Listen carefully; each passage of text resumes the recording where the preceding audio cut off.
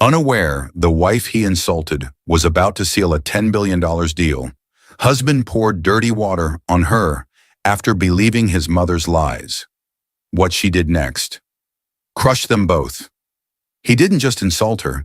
He stood in the middle of his own living room, with his mother watching from behind his shoulder, and poured a bucket of dirty water over the woman who had been quietly holding his entire life together. That night, Hannah Collins walked into a dark house after a long day of high-stakes meetings. Just hours after securing internal approval on a historic $10 billion deal, and less than a day before the world would hear her name. She was tired, hopeful, and finally ready to tell her husband the truth about who she really was at work.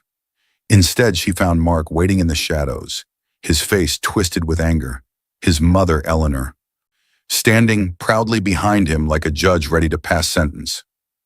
"Where were you? Who were you with?" he shouted, his voice echoing off the walls. On the table, his phone displayed a single photo, Hannah speaking with a male colleague outside her office. What he didn't know was that the picture was staged, timed, and framed by the very woman whose hand was on his shoulder.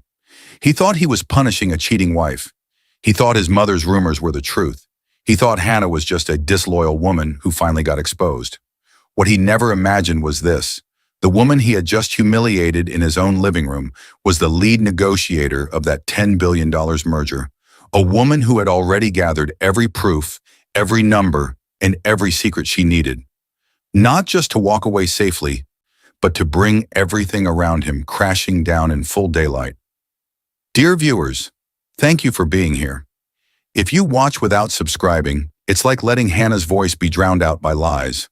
When you click that button, you stand with every person falsely accused, every partner humiliated, and every quiet soul planning their comeback. Please, subscribe now. And in the comments, tell me where you're watching from. The pen slipped from Hannah Collins' fingers. It wasn't because she was clumsy. It wasn't because she was tired. It was because the weight of everything she had built, everything she had sacrificed, everything she had protected in silence, was about to change in less than 12 hours. Hannah, 34 years old, respected senior negotiator and lead architect of a colossal corporate merger, sat at the polished conference table alone. The room was spotless, stainless, cold. The kind of cold that reminded her how far she had climbed from the cluttered, chaotic apartment she grew up in. She blinked at the documents before her, contracts worth $10 billion. Her signature line waited, neat, impatient, like it knew it controlled the next chapter of her life. Her phone buzzed beside her. One word flashed on the screen: tonight. Her chest tightened. To the audience, this message isn't mysterious. It's the confirmation from her mentor and attorney that the final internal signing would happen tonight, and the public announcement would follow in the morning. Hannah was hours away from cementing the deal and from finally telling her husband the truth. But for the audience, this is also the moment to truly understand who she is. Hannah did not inherit her success. She did not marry into power. She fought for every inch of her career. At 17, she sits on a worn-out couch with textbooks stacked around her. Her father, who raised her alone after her mother left, squeezes her hand before heading to his night shift. "You'll build a better life than I ever could, Hannah." At 22, she rejects her first job offer because it would keep her tied to a toxic supervisor known for harassing junior staff. She chooses growth over comfort. At 26, her mentor, Arthur Hawthorne, tells her in a cramped glass office, "You have a mind built for war rooms, not office cubicles." At 29, she meets Mark. He's kind then, warm, funny, someone who listens. His insecurity shows even then, how he flinches whenever someone praises her intelligence. But she convinces herself love can hold that weight. Over the years, she rises. Late nights, cold boardrooms, endless training. She becomes the person executives bring in when deals are on the line. And the heavy, painful choice, she hides her full success from Mark so he never feels less. She keeps promotions quiet. She downplays bonuses. She always says, "Just a small task at work." She pays most of the bills from accounts in her name. The house is largely funded by her, but she never throws it in his face. She thinks protecting his pride means protecting the marriage.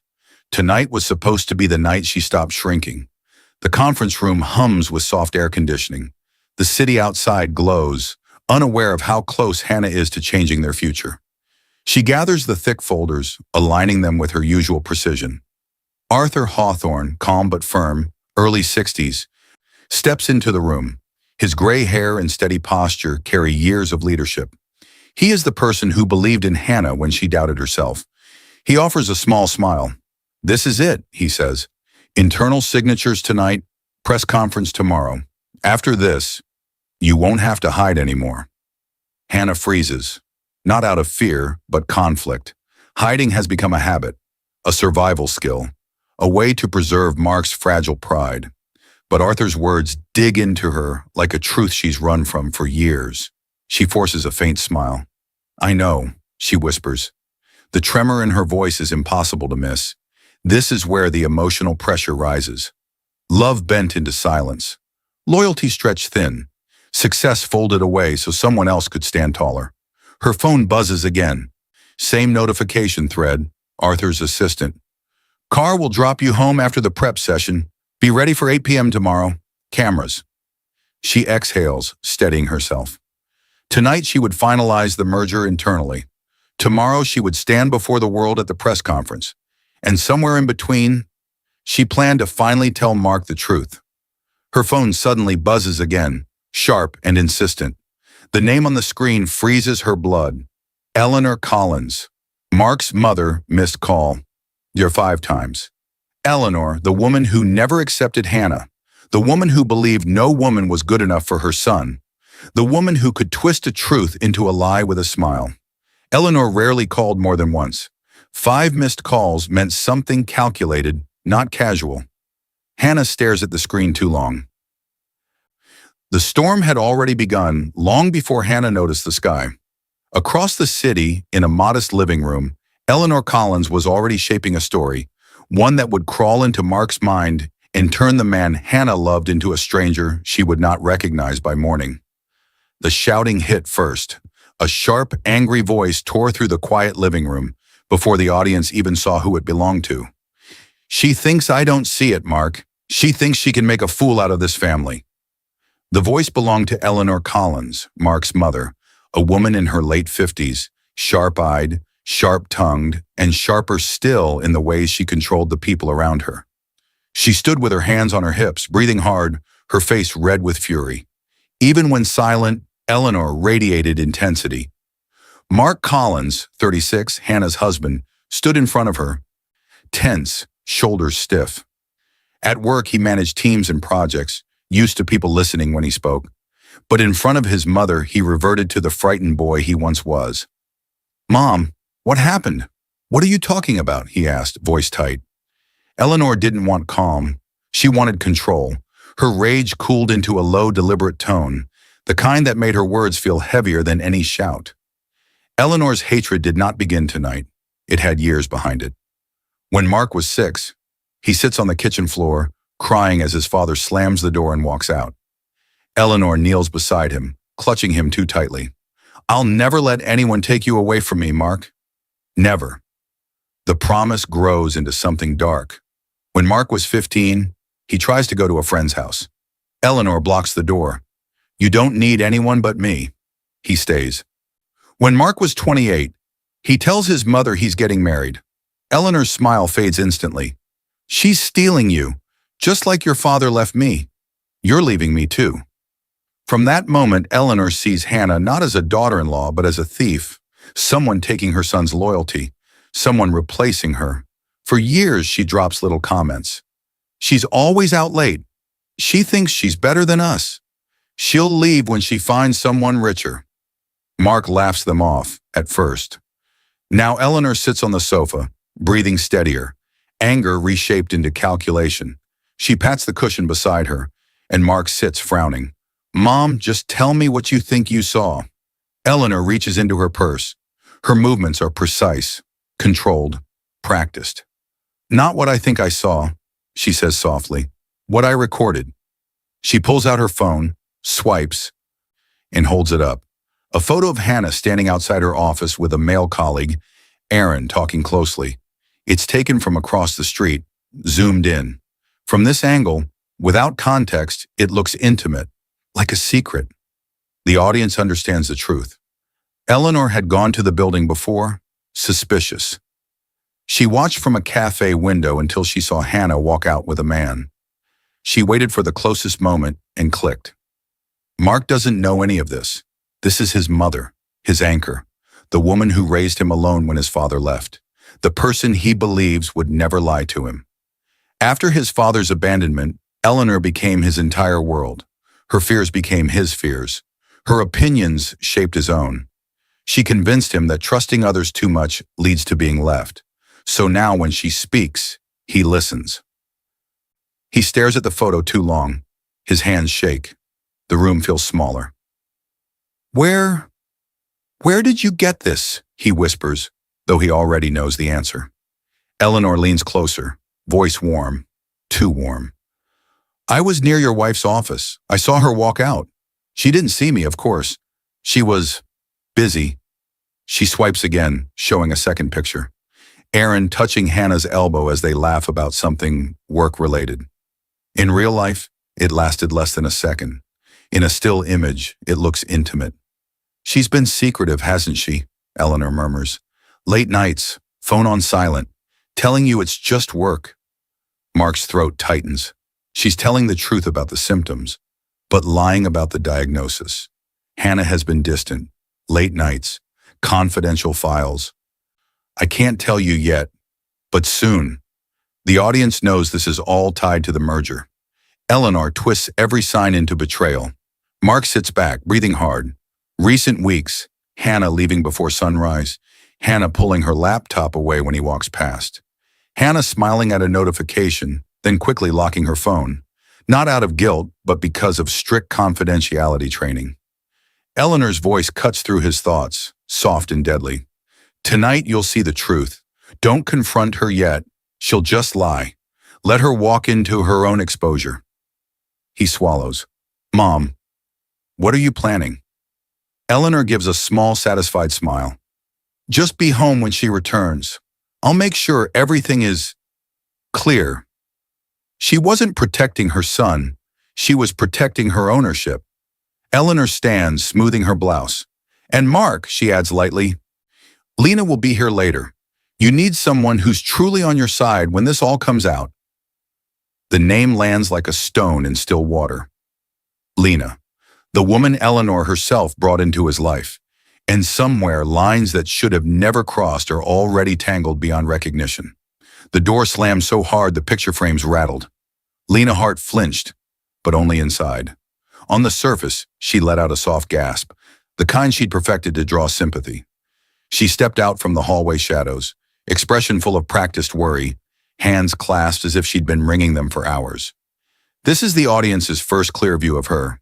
Lena, 31, elegant, composed, carefully put together. The kind of woman who never left the house without knowing exactly how she looked and who might be watching.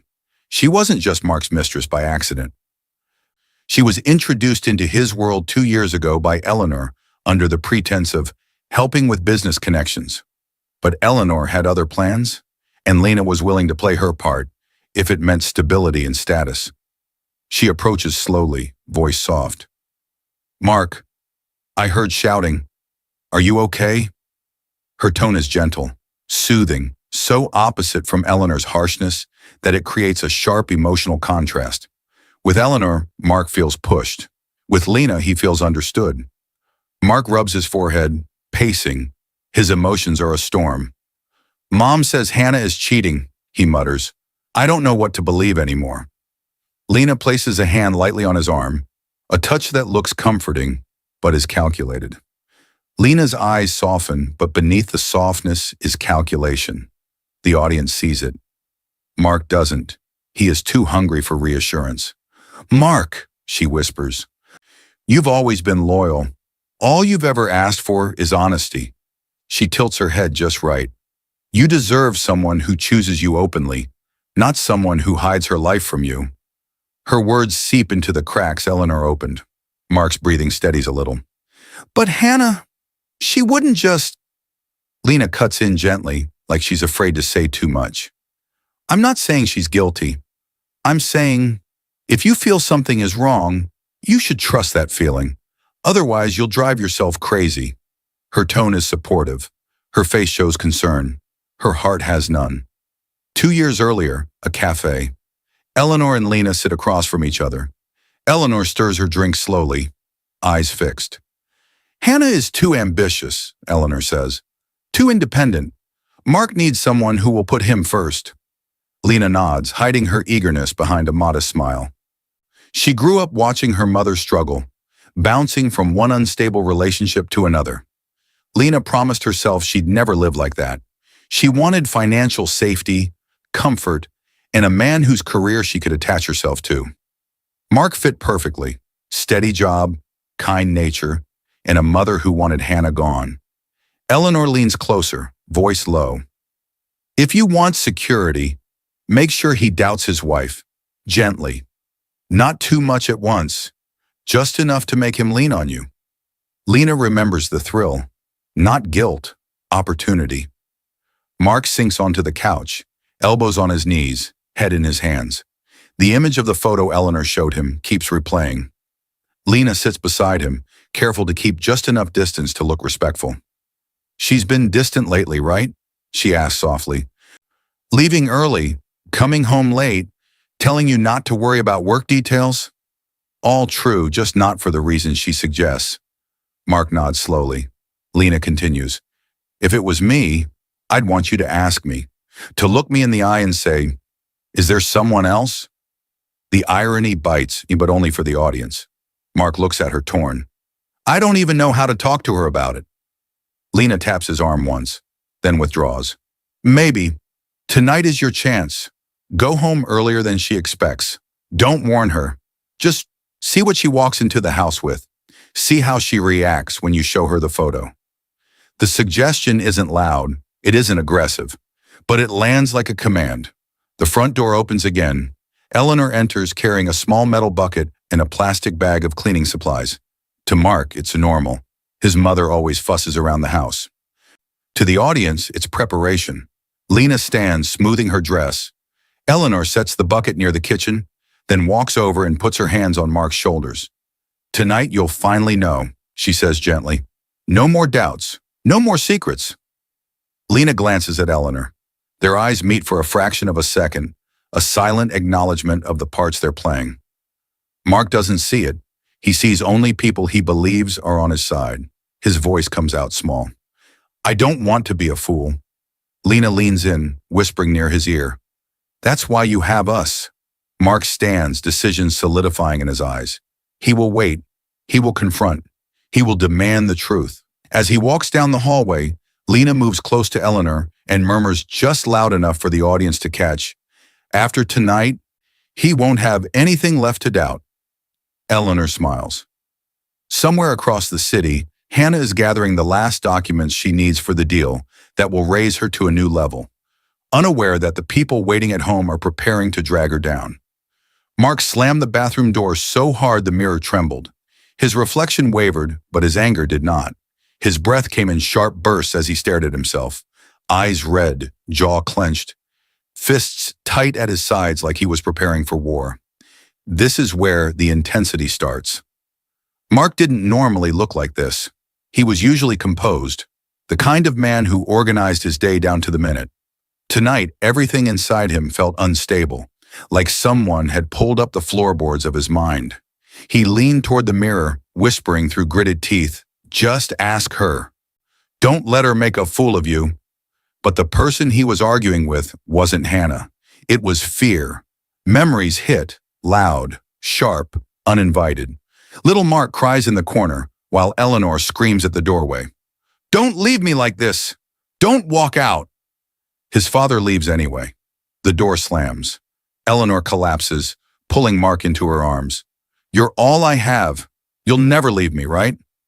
When he was 15, he stands at the door in a clean shirt, ready for a birthday party. Eleanor blocks him. I lost your father. I can't lose you too. You'll stay home. He stays. He always stays. At age 28, he tells her, I proposed to Hannah. Eleanor's smile is tight. I hope she treats you better than your father treated me. The words burrowed deep, tying loyalty to guilt. Now present day, Mark grips the sink. Mom has always protected me, he murmurs. Why would she lie? But another thought snakes beneath it. What if she's right? Mark steps out of the bathroom and grabs his phone from the nightstand. He has never gone through Hannah's messages before. They agreed early on. Privacy, mutual trust. Tonight, fear outweighs principle. He opens her messages, scrolling. Most threads are mundane. Groceries, reminders, spam. Then he finds Aaron. Meeting at 8. I'll bring the documents. Client wants you to lead tomorrow. I'm proud of you. Tonight is huge. They're professional messages with occasional encouragement, the kind any colleague might send when a massive deal was on the line. To the audience, this is normal. To Mark's already poisoned mind, it reads like intimacy. Why didn't she tell me she was meeting him at 8? Why does he say he's proud of her? Why does she seem lighter in these conversations than she does at home? He scrolls further up, but some earlier work messages are automatically deleted per company policy. Gaps in the thread feel like missing evidence, not routine data deletion. Eleanor's photo flashes in his memory, Hannah smiling with Aaron outside the building. Lena's words whisper through his mind. If you think she's hiding something, you should confront her. The audience already knows. Hannah works on a highly confidential $10 billion merger. She signed strict NDAs. She avoided discussing specifics at home to protect Mark from potential liability and to avoid triggering his insecurity. Earlier scenes showed she turned down a promotion once, just to protect his pride. Mark doesn't see that pattern now. He doesn't see sacrifice. He sees secrecy. His heart hammers as he repeats Aaron's text under his breath. I'm proud of you. Tonight is huge. He sees the words but not the context. Aaron sent similar encouragement to the entire team, but only hers is on his screen. Another memory slams into him. At age 18, he overhears Eleanor crying to a neighbor. Every man leaves eventually. Every man finds someone better. Young Mark hears it like a prophecy. Back in the bedroom, his breathing quickens. Sweat beads on his forehead. He starts rehearsing. Where were you? Who was that man? Explain these messages. He tries each sentence aloud. They sound less like questions and more like pleas. His reflection in the mirror looks back with a blend of anger and deep hurt. Don't let her lie to you, he whispers. Don't end up like your father. This is the real terror, not losing Hannah. Becoming the one who gets left behind. His phone buzzes, slicing through the silence. A message from Lena. If you go home early and say nothing, you might finally see who she really is. Mark stares at the words. He imagines Hannah walking through the door, unsuspecting. Imagines himself waiting in the dark, photo ready, questions loaded. By the time Hannah stepped into the house that night, he wasn't asking whether she betrayed him. He was sure she already had. And downstairs in the living room, a small security camera, the one Hannah installed months ago after Eleanor's constant unannounced visits, blinked quietly, recording everything that would soon destroy them. The front door slammed open so violently, the sound shot through the quiet house like a thunderclap. Hannah Collins froze in the entryway, her work bag sliding from her shoulder. She had come home exhausted but exhilarated. The internal approval for the $10 billion merger had just been finalized. The public announcement was scheduled for the next morning's press conference. Tonight she had planned to finally tell Mark, "We did it. Our lives are about to change." Instead of warm light or her husband's smile, she walked into darkness. Not natural evening dimness. The lights were off on purpose. The air felt staged, heavy, waiting. Her eyes adjusted. Then she saw them. Mark stood in the middle of the living room, posture stiff and unnatural.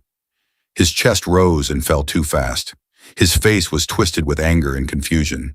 Behind him, Eleanor gripped his shoulder like she owned it, expression sharp with cold triumph. On the couch, Lena Hart sat with careful poise, legs crossed, hands folded as though she'd just happened to be visiting.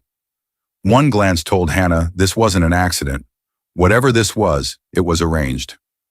"Mark," she said slowly, "why are the lights—" He cut her off with a roar. "Where were you?" She blinked. "At work. You knew I had late meetings. We talked about this, Who were you with?" He shouted louder. Hannah's gaze flicked to Eleanor's hand on his shoulder, then to Lena, whose eyes were wide with fake concern. The pieces locked together with horrifying clarity. Hannah straightened, forcing her voice calm. "Mark, what did she tell you?" The question was gentle, but it made him explode. He snatched his phone from the table and thrust it toward her, the screen lit with the photo Eleanor showed him. Hannah with Aaron outside the office, captured at an angle that made the conversation look intimate. "This," he spat. "You think I'm stupid? Coming home late, hiding calls, secret meetings." She looks at the screen. She remembers the moment, Aaron congratulating her after a long negotiation session, briefly touching her elbow as they laughed about a client's terrible joke. Hannah lifts her eyes to Mark. "You know I work on confidential deals," she says evenly. "You know we've been closing something big. You could have asked me. You didn't." Eleanor leans forward, voice cool. "A faithful wife doesn't look like that with another man. Impurities need to be washed away." The phrase hits Hannah like a delayed punch. Weeks ago, Eleanor had said something similar when accusing Hannah of bringing bad energy into Mark's life. Back then, Hannah brushed it off. Now she realizes it was a warning. Eleanor walks to the corner where she earlier placed the metal bucket. She lifts it easily and sets it beside Mark. The sour smell immediately explains its contents. Dirty mop water she had intentionally saved instead of throwing out. "This house needs cleansing," Eleanor says softly. "Start with the one who brought shame." Lena shifts on the couch, looking uneasy. She hadn't expected this level of cruelty. But she doesn't speak. She watches. Mark hesitates, staring at the murky water. "Mom, this is too much," he mutters, voice shaking. Eleanor leans in, her words sliding straight into his old fears. "She humiliated you first. She lied. She made you into a fool. Are you going to stand there and let her?" Mark looks at Hannah, his wife still in her work clothes, bag on the floor, face stunned but not pleading. He sees the hours she's been gone, the unread explanations, the photo, Aaron's messages, his mother's stories, Lena's planted doubts. He doesn't see the years of sacrifice she made. Hannah takes a small step toward him. "Mark, listen to me carefully," she says, voice low but steady. "If you do anything you can't undo, you will regret it. Put the bucket down. We talk like adults, or—" It happens faster than her sentence. Fear, pride, and manipulation crash together. Mark lifts the bucket with both hands. "Don't," she says sharply. He throws. The filthy water slams into her chest and face, ice cold and sour. The force pushes her backward into the wall. Her hair sticks to her skin, makeup streaking, clothes soaking instantly. The smell wraps around her like insult made physical. For a heartbeat, no one moves. Not Lena, not Eleanor, not even Mark, whose hands now shake violently as he stares at what he's done. The security camera in the corner blinks red, silently recording. He didn't ask for the truth. He sentenced her without a trial. Hannah slowly pushes herself upright. No screaming, no sobbing. Just a terrifying calm. She wipes a line of dirty water from her cheek with 2 fingers, as if marking the moment in her memory. She looks directly at Mark. "You'll regret this," she says quietly. It isn't shouted. It isn't dramatic. That's what makes it terrifying. Eleanor's smug expression flickers. Lena straightens, suddenly uneasy, because they all hear it the same way. This is not a threat tossed in anger. It is a promise made in clarity. Water drips from Hannah's clothes, forming a sour-smelling puddle at her feet. She walks past Mark without touching him, without even brushing her shoulder against his. As she disappears down the hallway, in that moment, the revenge she never wanted stopped being an idea and became a plan. And somewhere in the house, her phone buzzes on silent. Adrian Lewis's last message still unread. "Everything is drafted. You just say when." The bathroom door slammed so sharply that the echo felt like a crack splitting through the house. Hannah stumbled inside, dripping dirty water across the tiled floor, her clothes clinging to her skin like punishment that refused to let go. She grabbed the edge of the sink, breathing hard, chest rising and falling in uneven bursts. This was the intensity. Everything inside her buzzed with shock. Yet her face refused to break. Her eyes refused to cry. She stared at her reflection, soaked, smeared, humiliated, and something inside her twisted into a cold, frightening stillness. A kind of silence that didn't numb pain, but sharpened it. Water slid from her hair and chin in slow, heavy drops, marking time on the porcelain. Memories rose like waves. 4 years ago, Mark came home pale, hands shaking, telling her he'd been laid off. He cried then, shoulders shaking as he whispered, "I don't know what we're going to do." Hannah pulled him into her arms. "It's okay. I'll carry us until you find something better." And she did. She took extra work, longer hours, quietly covering bills from her own accounts. 2 years ago, she was offered a major promotion. The salary bump would have made her the clear primary earner. Mark smiled at first, until friends joked about him being Mr. Hannah Collins. Later that night, he'd said softly, "I don't want people thinking I'm less than my own wife." So she turned it down. It wasn't the right time, she told him. He never knew she did it for him. 8 months ago, Arthur told her she was ready to lead the biggest merger the firm had ever handled. She said yes, quietly. No celebratory dinner, no social media, no bragging. She hid her success to protect his insecurity. And still, tonight he had thrown filth on her like she was the shame. Hannah lifted her head, meeting her own reflection with new eyes. This humiliation wasn't the beginning. It was the final chapter in a long book of quiet sacrifices. She reached for a towel. Slow movements, controlled, deliberate.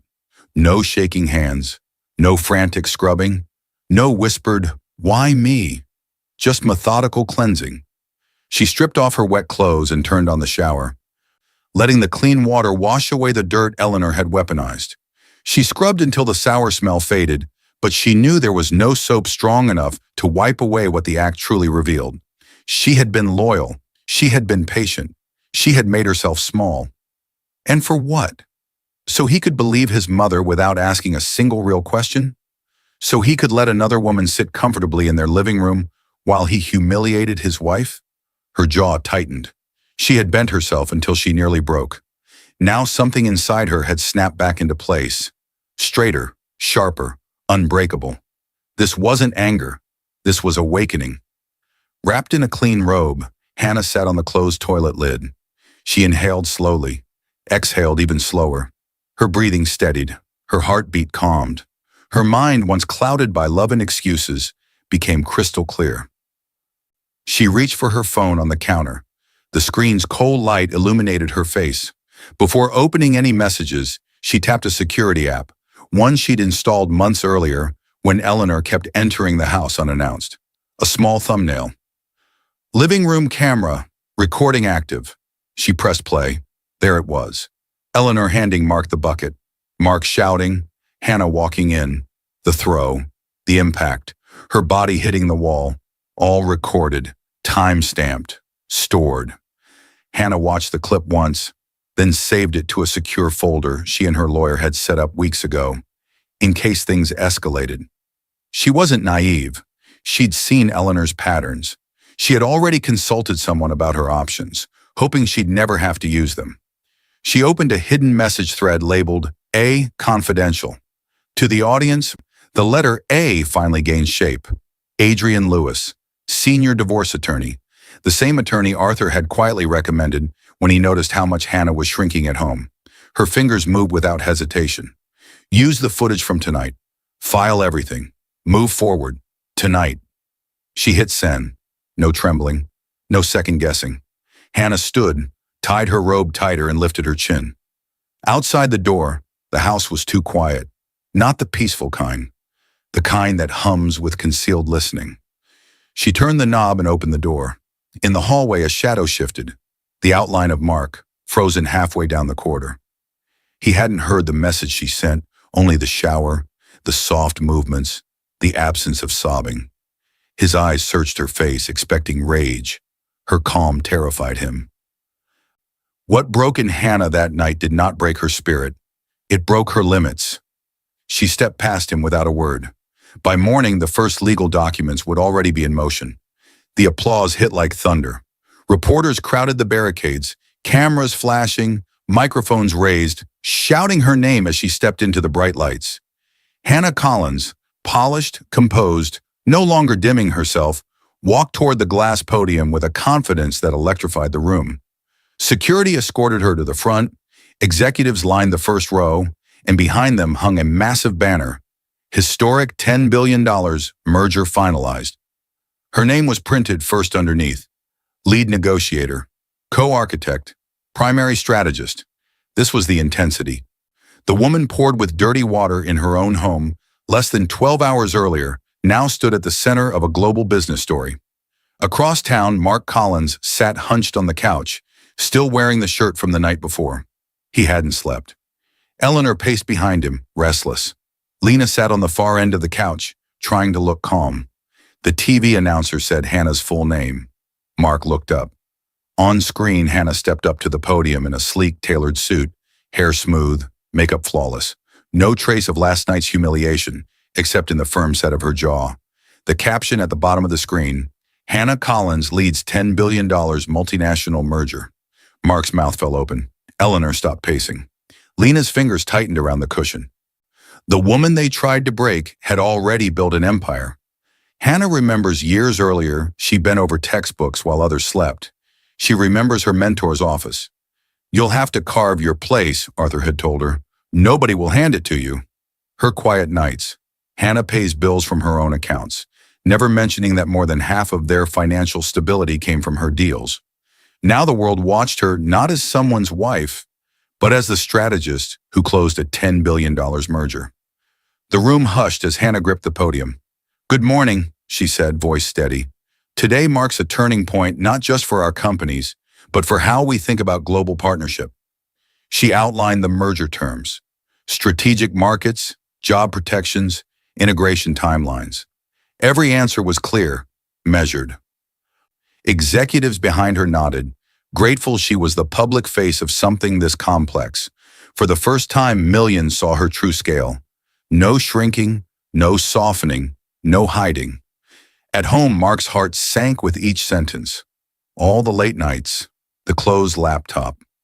The "I can't tell you yet, but soon." They weren't lies. They were legal confidentiality and quiet loyalty. The betrayal had never been hers. When the presentation ended, journalists surged forward. "Ms. Collins, how long have you been negotiating this deal? Ms. Collins, what was the toughest part of this process? Ms. Collins, did you ever doubt you could pull this off?" She answered each one calmly. Then a reporter at the front, bolder than the rest, leaned closer. "Mrs. Collins," he said, emphasizing Mrs., "your husband must be incredibly proud. Any words from him today?" The room went still. Cameras zoomed in. Executives exchanged glances.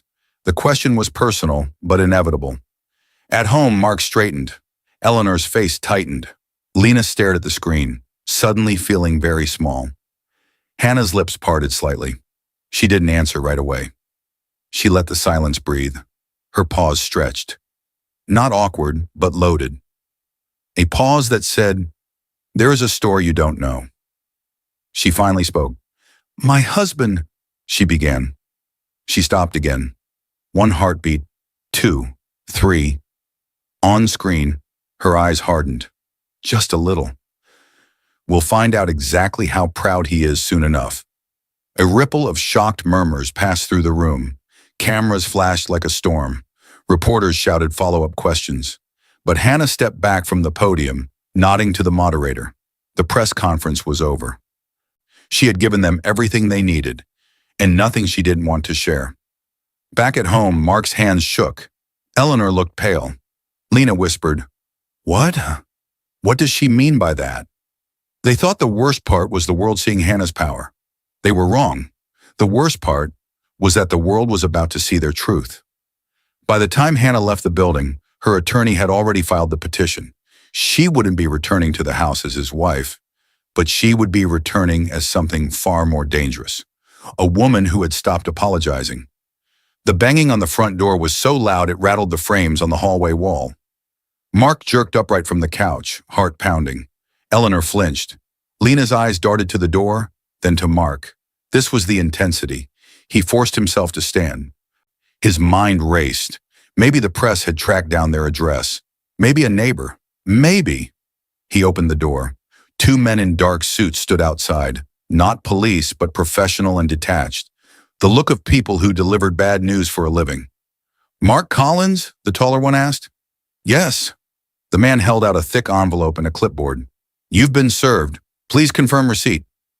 Mark signed automatically, hands shaking, then closed the door with a soft, final click. The air inside the house turned heavier. He tore the envelope open. Paper rasped against his fingers. When he saw the title on the first page, his knees nearly gave out. "Petition for divorce filed by Hannah Collins," Eleanor gasped. Lena stepped back, one hand on the wall. Mark's vision blurred. He sank to the floor, spreading the documents out with unsteady hands. This wasn't a single sheet. It was a file, organized, numbered, prepared long before last night. Evidence of emotional abuse statements describing Eleanor's interference, the constant undermining, the pressure on Hannah to shrink herself. Attached, screenshots of Eleanor's texts calling Hannah unworthy. Audio clips of Eleanor telling her, "You'll never be part of this family the way you want." Messages from Mark echoing his mother's words, telling Hannah she was too much, too ambitious. Mark swallowed hard. He didn't even remember sending some of those typed in frustration late at night. But he had video proof of the humiliation screenshots, still frames, and a link. He tapped it with trembling fingers. The living room footage played, Hannah stepping inside, smiling faintly, his shouting, Eleanor's hand on his shoulder. The bucket, the water, her body hitting the wall, Eleanor's satisfied face in the corner, Lena watching, not intervening, everything captured, time-stamped. Mark dropped the phone, the sound echoing. "She recorded it?" he whispered. Of course she hadn't needed to record it last minute. The camera had been there for months. Eleanor's hidden financial misconduct documents showed small but repeated withdrawals from accounts in Mark's name over several years. Transfers labeled household expenses that never matched receipts. A pattern of unreported gifts to distant relatives, all drawn from funds Hannah had partially contributed. Next to the numbers, a note, traced with the help of a forensic accountant. See attached statement. Eleanor snatched at the pages, voice rising. "She twisted this. I did it for us. They were tiny amounts. Mark, you know I'd never steal from you." But Mark recognized some of the transaction dates, times when he'd wondered where the money went and Eleanor had brushed it off as bills. Lena's involvement screenshots of messages between Lena and Eleanor. Just remind him how distant Hannah is. He'll connect the dots. Don't push too hard. Make him think it's his idea. Audio clips of Lena's voice encouraging doubt. A still image of Lena entering the house late at night when Hannah was at the office. Lena went pale. Those are out of context," she stammered. "I was just being supportive. Your wife is twisting everything." Mark stared straight ahead, not answering. Mark's own financial missteps. Copies of old tax forms. A small personal loan Hannah never knew about. Statements showing he'd used their joint account for expenses he'd told Hannah the company covered. Nothing that made him a criminal. Everything that made him look irresponsible and dishonest. Hannah knew. She had quietly collected the truth he hoped would stay buried. On top of the stack sat a business card, clipped neatly. Adrian Lewis, senior divorce attorney. Memory back, Hannah in the bathroom. Robe tied, message sent. Move forward, tonight. Adrian hadn't started from zero. He'd simply pressed submit. Eleanor dropped onto the couch, clutching the papers. "This is her revenge," she cried. "She wants to destroy us. You can fight this, Mark. Tell the court she's lying. Tell them." But Mark didn't answer. He stared at the scattered evidence, vision swimming. He finally spoke, voice hollow. "I did this. Not the documents. Not the fraud. Not the camera. The moment in the living room. The decision to believe everyone but his wife." Lena whispered, What happens now?" The deal that could have lifted him higher became the one that buried him. Outside, a car door slammed. Mark looked up, heart stuttering. Hannah had returned, but when he moved toward the window, he saw she wasn't alone. A man stepped out beside her, suit sharp, expression unreadable. The name on his briefcase tag matched the card on Mark's floor. Adrian Lewis. By the end of the week, the storm had a face. It was Mark's. The crowd outside his office building was relentless. Reporters clustered at the steps, cameras flashing like lightning, voices overlapping in a chorus of accusation. Mark Collins, is it true your wife filed for divorce with abuse evidence? Are you involved in your mother's financial misconduct? Did you throw dirty water on your wife? Will you be stepping down from your position? Security pushed a path through the crowd, shielding him as he stumbled inside. This was the intensity. Employees glanced up from desks and screens, whispers following him down the hallway. He saw pity on some faces, judgment on others, curiosity on all. He pushed open his office door, only to find 3 board members waiting. Their expressions weren't confused. They were resolved. The chairman held a folder. "Mark," he began, voice neutral. "We've received calls from nearly every major partner." He laid the folder on Mark's desk. Inside were printed emails. Several clients had paused or withdrawn contracts. Nobody wants to be attached to a public scandal involving domestic abuse and financial investigations. The chairman continued. The video circulating online, it's clear. It shows you humiliating your wife. Mark's throat closed. He'd seen the video only once since the night he received the papers. It had spread faster than he imagined, first in legal circles, then as a leaked clip tied to the $10 billion merger story. "I didn't," he started, then stopped. He had done exactly what the video showed. The chairman raised a hand. "The board has voted to terminate your employment, effective immediately. You'll receive the standard severance package, pending the outcome of the investigations. You'll need to hand in your access card today." It felt like a sentence. The board members left quietly. Mark sank into his chair, eyes burning. Memory back. Hannah drenched, whispering, "You'll regret this." He thought she meant embarrassment. He hadn't understood she meant consequence. His phone buzzed. A message from Lena. He grabbed it like a lifeline. "Lena, given everything going public, we should stop seeing each other. It's not good for my reputation." Another bubble appeared before he could type. "Lena, I'm blocking this number. Don't contact me again." Then, message failed. "The recipient has blocked you." He stared at the screen. The woman who had supported him while doubting his wife had stepped away the moment things became inconvenient. Logic callback. In Hannah's evidence packet, Lena's past pattern was documented. Short-term relationships, emotional leverage, disappearing whenever things grew risky. Mark whispered to himself, "I trusted all the wrong people." When he reached home later, the house he once called ours felt like a foreign building. Eleanor sat on the couch amid a mess of letters and printed emails. Her hands shook as she shuffled through them. "These are lies," she snapped, voice breaking. "They're twisting everything. Investigations, account reviews. They're saying I manipulated funds. After all I did," Mark picked up one letter. "Notice of formal inquiry into unreported transfers and unauthorized withdrawals," it read. He looked at dates, amounts, account names. He recognized them. Times he'd asked where money went and had been given vague answers. His voice dropped. "You did steal, Mom." Eleanor's head snapped up, eyes wide. "I did it for you," she screamed. "You think your precious wife didn't want this to happen? She exposed me." Memory back. Her stage photo, her whispers. Women like her don't stay long. Now the same woman who had controlled everyone with fear sat trapped by the paper trail she never expected Hannah to trace. Mark sank into a chair. The silence between him and his mother felt heavier than any argument they'd ever had. His life piece by piece. His wife, gone.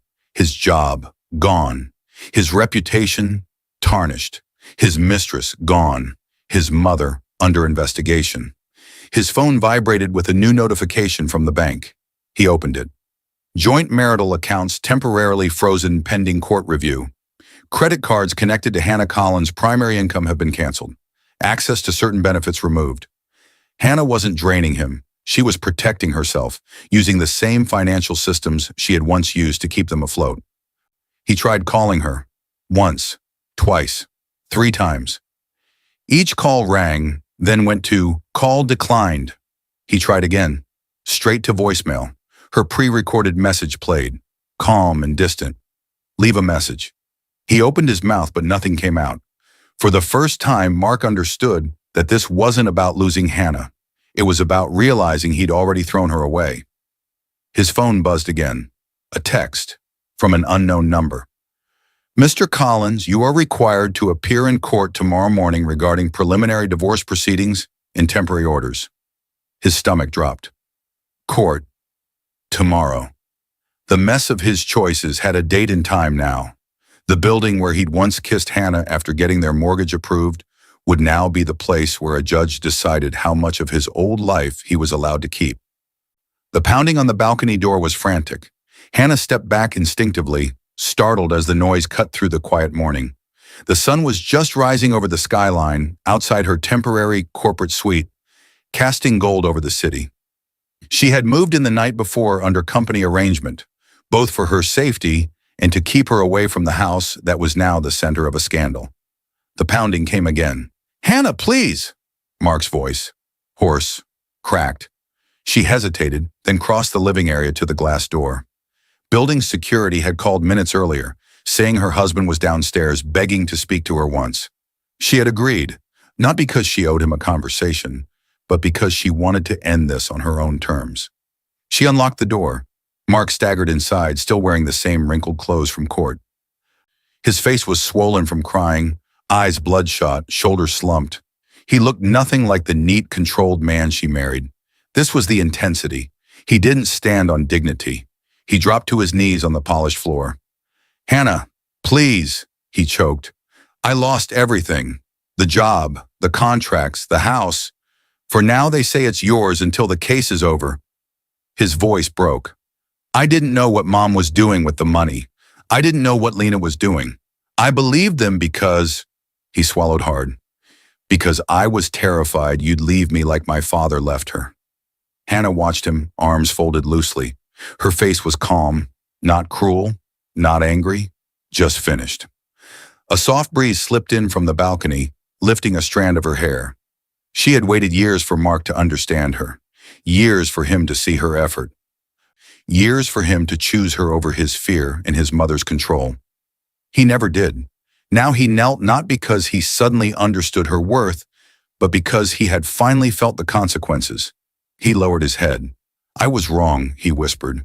"I should have trusted you. I should have asked instead of accusing. I should have stood up to her a long time ago.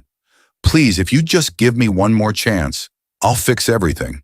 I'll cut my mother off. I'll get help, therapy, anything. I'll never doubt you again." She cut through his spiral with a quiet sentence. "You already did everything," she said. "You just don't like the result." He froze. Her voice didn't rise. It didn't shake. It carried the calm of someone who had replayed this conversation 1,000 times in her mind and already decided how it ended. She walked past him to the balcony, resting her hands lightly on the rail. Memory back, Arthur's hand on her shoulder. "After tonight," he'd told her, "you won't have to hide anymore." Back then, she thought he meant only at work. Now she understood. She'd been hiding everywhere. Her success, her hurt, her boundaries, her fear of being too much. Mark slowly got to his feet, taking a hesitant step toward her. "Hannah, I can change," he insisted. "I'll prove it. I'll spend the rest of my life making it up to you. Just don't leave me like this." She turned to face him fully. "I didn't walk away because of your mother," she said, "and I didn't walk away because of Lena. I walked away because when it mattered most, you chose them over the one person who was actually on your side. No bitterness, just clarity.